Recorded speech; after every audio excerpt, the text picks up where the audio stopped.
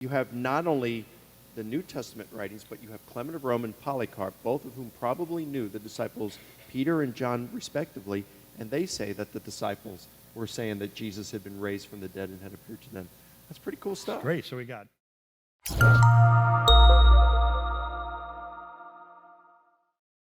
And then, very interesting, outside the Bible, we have some writings by people who themselves were students of the apostles. Tell us about that, because this is very interesting confirmation.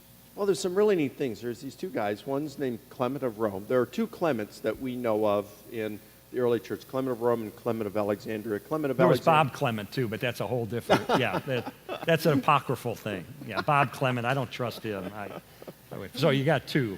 Yep. Okay. Clement of Alexandria, he's writing in the end of the second, beginning of the third century. But Clement of Rome was writing at the end of the first century. And in fact, an increasing number of scholars are thinking that he may have written prior to the fall of Jerusalem in 70. Wow. Yeah, even Clayton Jefford of the Jesus Seminar gives 8 arguments for why Clement of Rome wrote somewhere between, say, 65 and 69 AD. Wow, so this is real early stuff. Now, what's important about him? Why would he have special knowledge? Well, because we have multiple testimonies from the early church that says that Clement of Rome was pretty much mentored or discipled by the Apostle Peter.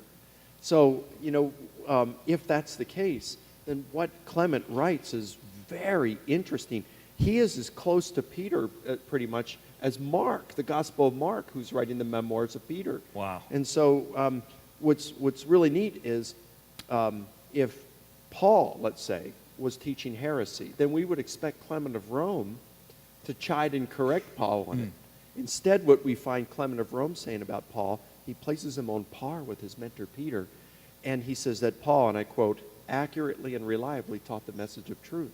So this is another confirmation that shows what Paul says in Galatians 2, that the disciples had endorsed what he had been teaching.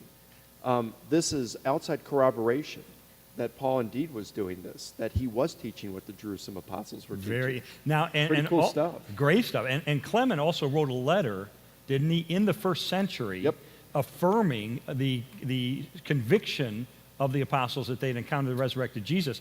And, of course, he was personally mentored by, as you said, by Peter. Now, your mentor was Dr. Gary Habermas, and you spent years studying with him and listening to him, being taught by him.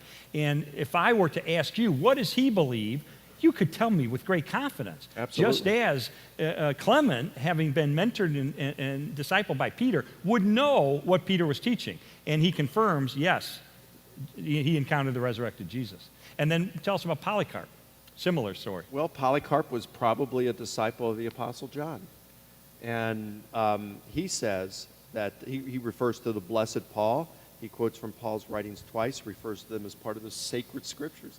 Again, that's something you don't do if Paul was teaching heresy. It's precisely the kind of thing you say if Paul was teaching what the Jerusalem apostles were teaching.